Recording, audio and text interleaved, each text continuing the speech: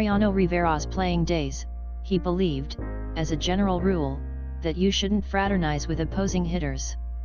At All-Star games, he was polite to his temporary teammates, especially the pitchers, but he wasn't really into hanging out with the sluggers. Rivera, who became on Tuesday the first player ever elected unanimously to the Hall of Fame by the Bibwa, believed you should keep your emotions locked down in success or failure.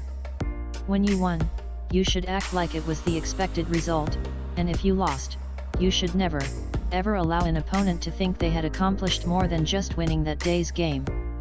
As the Diamondbacks swarmed the field to celebrate Luis Gonzalez's series-winning bloop single in Game 7 of the 2001 World Series, Rivera walked off the field at the same pace as in those hundreds of instances he clinched a save and moved to the catcher to exchange a handshake.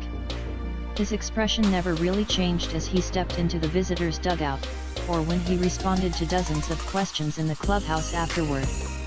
This was the gracious face of Rivera that fans and opponents came to know and respect.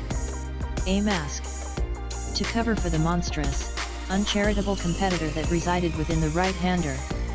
When Rivera is inducted into the Baseball Hall of Fame this summer, the greatest hitters in the world will surround him on the dais, and if you gave the right-hander truth serum, he almost certainly would tell you he could have dominated any of them on their best day. Why a unanimous Hall of Famer is great for baseball. Cooperstown is a better place now that Mariano Rivera got 100% of the Bibwa vote. Hall of Fame voting winners and losers. Forget Cooperstown call with a class highlighted by the first unanimous selection headed to the Hall. We break down who got the best news and who got a reality check from Tuesday's announcement. I learned this about Rivera in the 4 seasons I covered the Yankees as a beat writer for the New York Times. Rivera was uniformly genial in the clubhouse, easy with a laugh and mostly measured in his words. But there were moments in which the ambitious, cutthroat antagonist escaped. Rivera pitched 141 innings in the postseason, about the equivalent of 2 regular seasons of work for a fully deployed reliever, and in all of that time, he allowed 2 homers. Jay Payton of the Mets hit the second of those, in the 2000 World Series, in the midst of a rally that fell short in Game 2.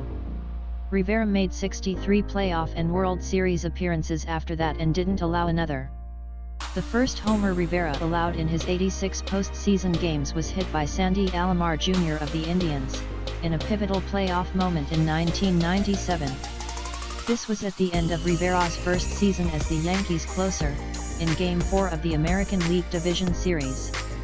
In a best-of-5 series against the Indians, the Yankees led 2 games to 1, and in the 8th inning of Game 4, they were ahead 2-1.